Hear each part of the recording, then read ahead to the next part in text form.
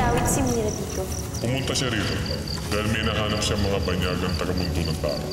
Kung di ako nagkakamali, ang pangalan niya ay Anthony. Nandito si Anthony? Anthony, mangungot na talaga ito. Sino ba yung bagay? Madayo sila, Imaw. May hinahanap daw sila eh.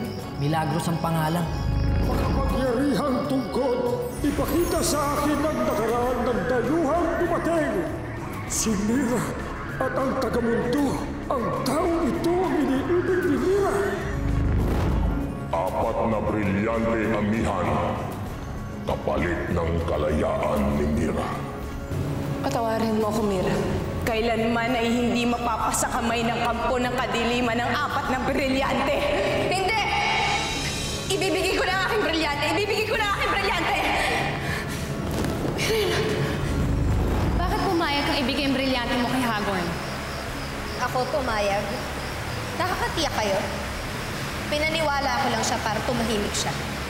Pero may iba pa akong binabalak gawin. Anong pinaplano mo, Peren?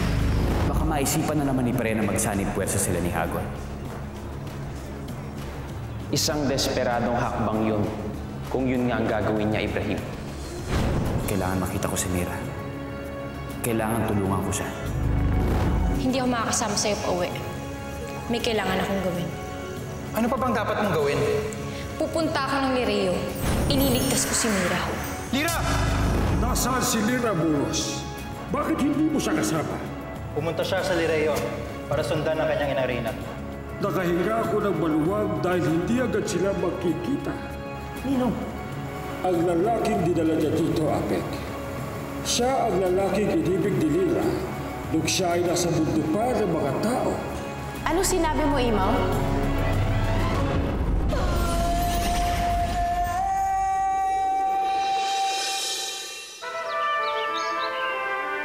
Sinong lalaki ang tinutukoy mo, Imaw?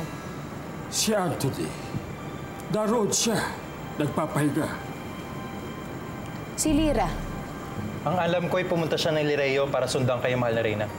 At para iligtas si Mira. Hindi makakabuti ang pagpunta dito ng lalaking iniibig ni Lira. Ngunit desidido ang banyaga na makita ang inyong anak, mahal na Reyna. Kung ganon, Danaya, isama mo si Alena. Dalhin niyo ang lalaking ito sa lagusan patungo sa mundo ng mga tao at ibalik niyo siya sa kanyang pinanggalingan. Ngayon din.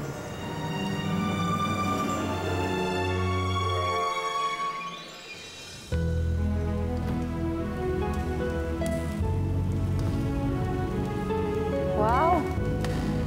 Sir? Ang laki-laki palasyo talaga, sir. Grabe! Ang ganda-ganda, sir. Naku, sir. Hindi ko akalain makakapunta ako rito. Palasyo talaga ito, sir.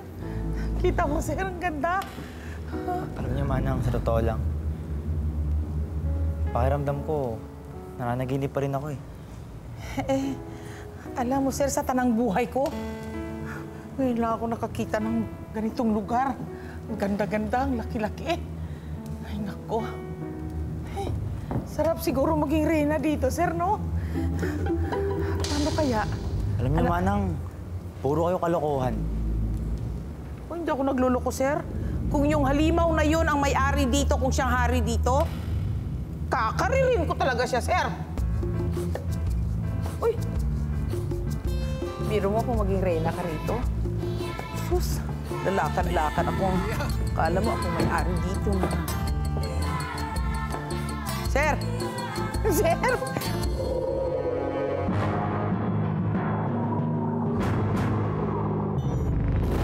Pagbabayaran mo itong ginawa mo, Hagorn! Hindi ako, Mira, kundi ang magaling mong ina ang dapat magbayad. Pinagsisisihan ko na naging kaibigan pa kita. Isinusumpa kita! Matalas ang pananalita ni Mira. Talagang nagmana siya sa kanyang ina. Pitano! Panginoon, Nasaan ang mga hator? iyan nga ang pinagtataka ko. Bakit wala pang mga bagong dating?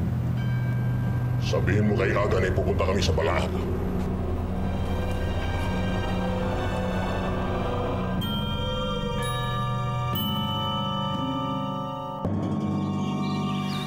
Bakit ka pumayag ibigay kay Hagor ng brilyante, Perena?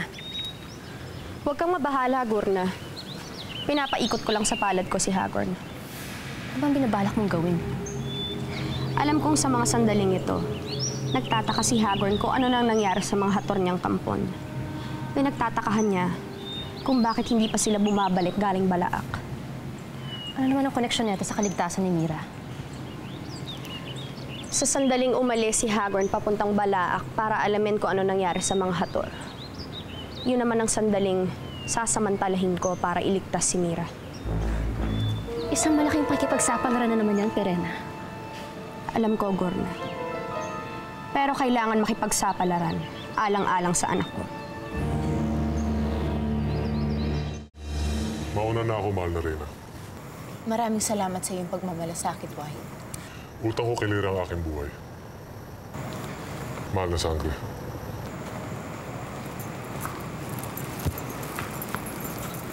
Minamalit ako ng higanteng yun eh. Hindi niya alam, kaya ko siyang patumbayin sa inuman. Kaya! Lasing ka nga nun eh.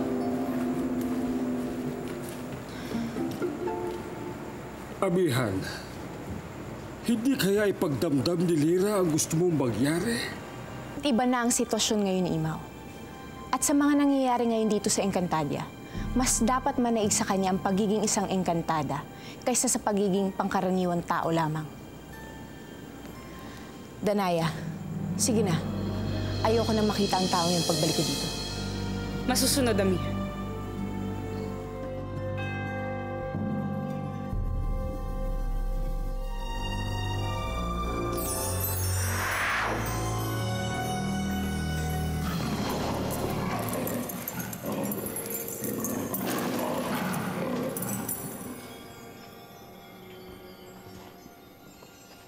Pumunta ka sa Hatoria. Magpadala ka dito ng isang pangkat ng mga hator para may puwersa tayo dito.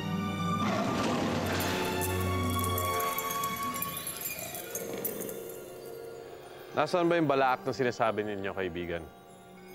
Ipagpaumanhin mo, Asbal. Hindi ko maaaring sabihin sa'yo. Tayo na ganit.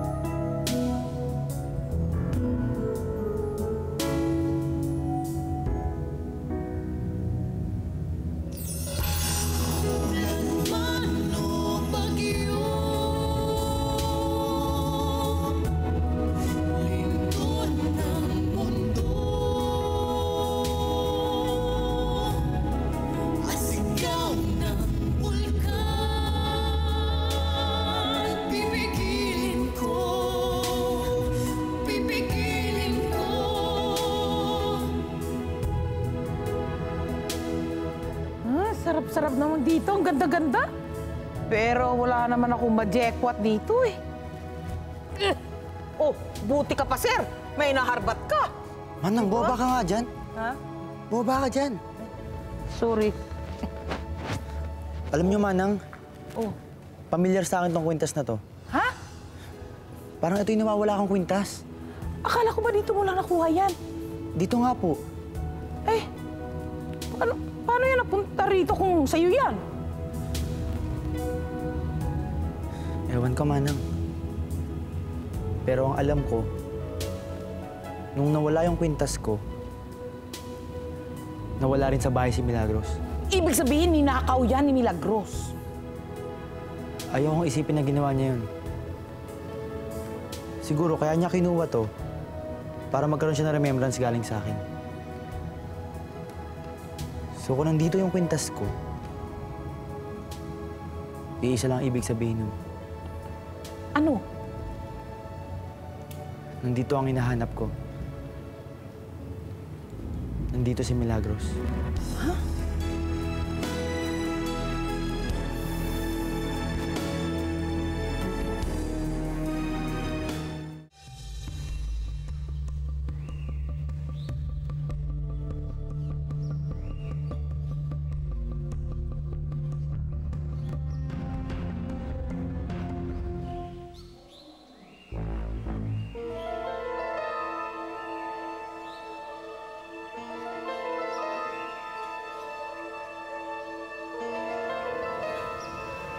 Tulad ng inaasahan, umalis na nga si Hagor. Malamang ay papunta na sila ng Balaak. May kinakailangan ka ba para sa binabalak mong pagligtas kay Mira? Huwag mong tawaran ang galing ko. Hindi ko kailangan tulong ni naman, lalo na ang tulong mo. Mukhang pahamak ka. Kailan ko pa kinatakutan na mapahamak, Gurna? Kaya kong mag-isa ang mga alagad ni Hagor. Lalong-lalo ng aswal na yan.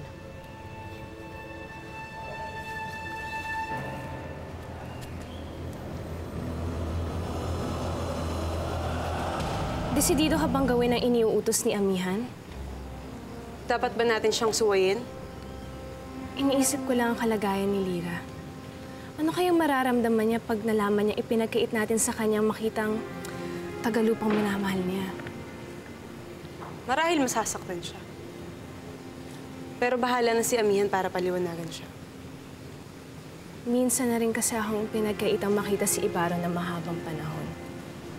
Kaya alam kong masakit na masakit ito, Danaya.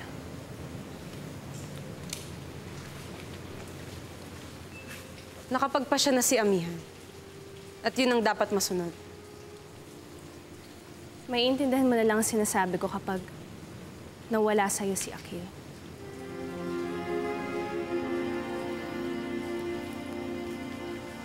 Wala akong nararamdaman para sa kanya, Alena. Yan ang sinasabi ng bibig mo, pero hindi ng damdamin mo. Ano kaya ang wangis ng lalaking tagalupa? Mukha siyang Pasneya.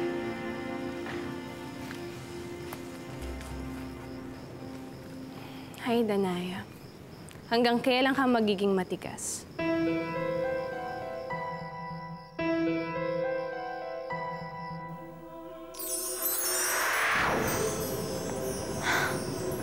Ano ba itong ginagawa ko? Kaya masyadong nagmamaganda ako nito.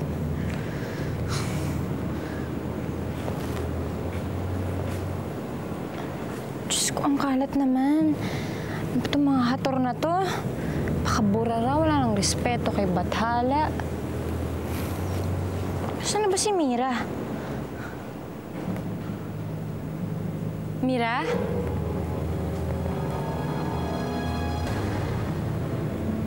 Mira!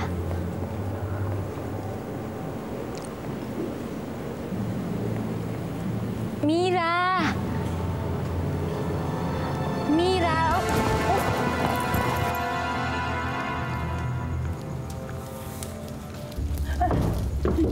Sino kayo? Kayo ang mga tagamundo ng taong dayo? Kami nga.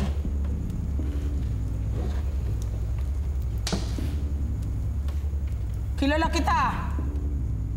Tandang-tanda kita. Ikaw yung baliw na pumasok sa subdivision namin noon. At bakit yan pa rin ang suot-suot mo? Tagal na noon. Eh, di ang baho-baho na yan. Magtigil ka. Anong pakay niyo rito? Naligaw lang kami. Sinundan namin si Mira at dito kami napadpad. Anong pakay niyo sa kanya? May nahanap ako. Si Milagros. Milagros? Yun ang pangalan ni Mira sa mundo ng mga tao. Hoy! Anong pinagbubulong-bulungan ninyo, ha? Kung ano ang gagawin namin sa mga pangas na katulad niyo. Kaya bago pa ako makagawa ng isang bagay na hindi niyo magugustuhan, umalis na kayo dito. Sir, seryoso siya, sir. Natakot na ako, sir. Alis na tayo rito. Teka. Bago niyo kami paalisin, gusto ko malaman kung paano napunta to rito.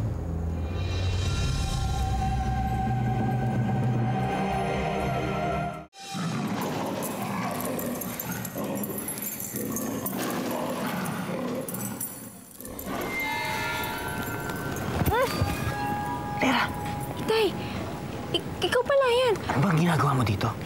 Itay, si Mira, hino-stage ni Hagorn. Dinakip. Alam mo, suko na talaga ako sa'yo. Ang tigas-tigas ng ulo mo. Ngayon nagdududa na ako talaga bang anak ka ni Amihan o anak ka ni Danaya. Pasensya na po, Itay. Saan po ba kayo pupunta? Ang ginagawa niyo dito? Hinahanap ko rin si Mira. Eh, yun naman pala eh. Shh! Huwag ka maingay.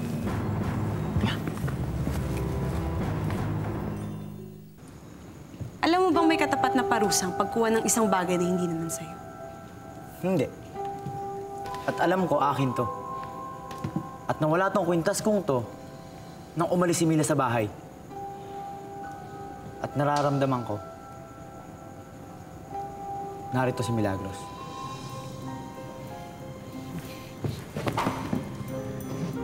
Walang nilalang na nagngangalang Milagros dito. Huwag na nga tayo magkalokohan dito. Alam ko naman na punong-puno ng misteryo at kababalaghan ng lugar na to. Hindi ako manggugulo. At tahimik kami aalis. Kapag nalaman ko na ang buong katotohanan. Ngayon sabihin niyo sa akin, nasaan si Mila?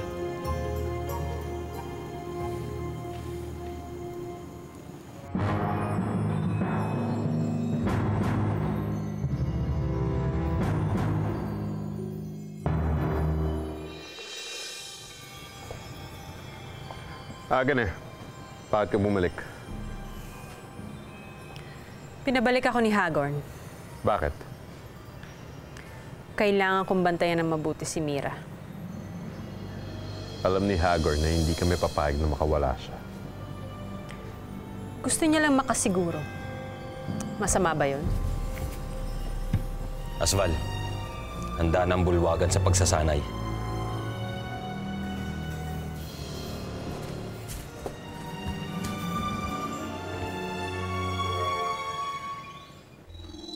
Anong nangyari dito? Nasaan ang mga alagad ko? Ang tablenar! Sino ang nagwasak ng tablenar? Sino?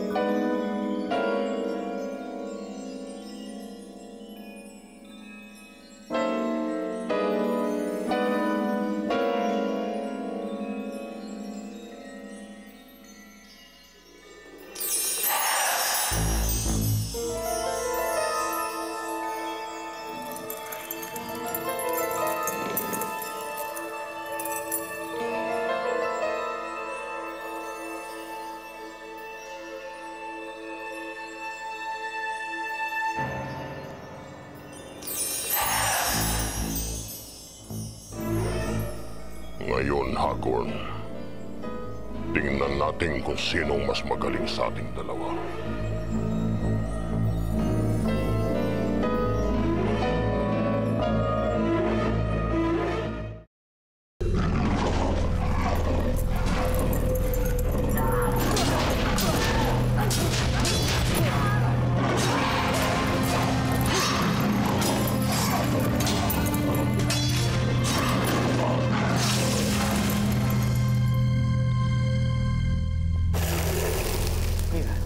Hindi ba't sinabi ko sa'yo antay mo ako sa labas?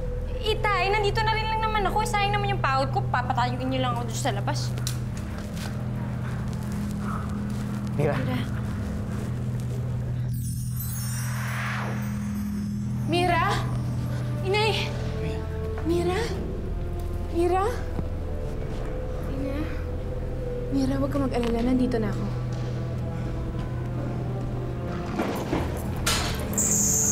Inay! Bilisan na natin. Baka dumami pa ang mga hator.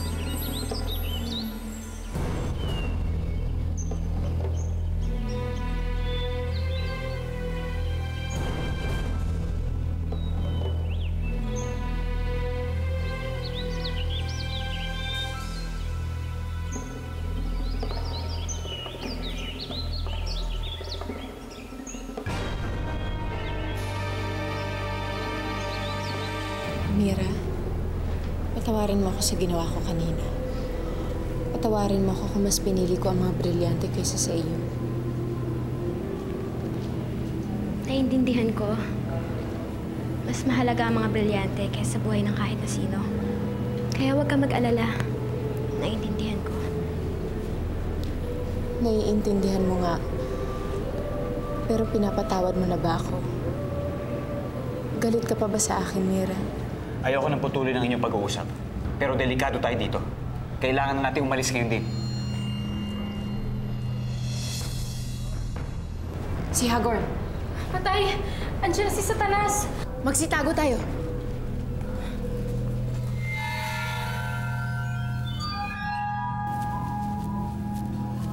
Mira?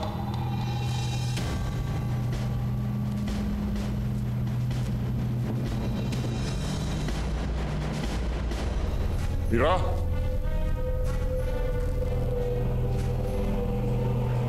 Mira?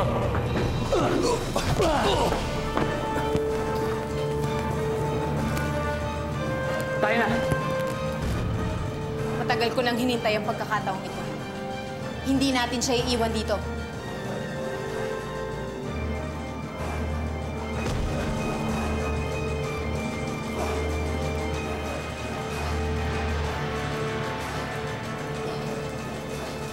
Abisala, Hagor. Handa ka na bang harapin ang iyong kamatayan? Amihan, wag. Amihan ako si...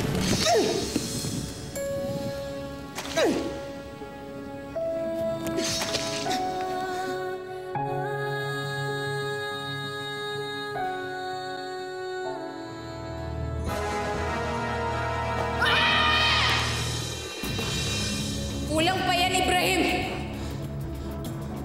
Kulang pa yan na kabayaran para sa mga ginawa niya sa akin! Matutuwa nito si Perena. Dahil bukod sa nailigtas ka namin, Mira, wala na siyang dahilan para ibigay kay Hagor ng kanyang brilyante. Galing. Nagbalik ka? Hindi ba't alam mo may pinuntahan kami ng aking Panginoon? Sinabi mo nagbagong isip ni Hagor. Hindi ako bumalik dito, kaya hindi maaari na nag-usap tayo kanina. Si Perena. Elena, bakit ganun? Parang bigla akong nanghina. Pareho tayo. Kinakabahan ako. Hindi ko maintindihan kung bakit. Ano nangyayari sa atin? Tsak na matutuwa si Perena kapag nalaman niyang nailigtas ka ni Amir. Sandali. Nasaan na nga pala ang aking tunay na ina?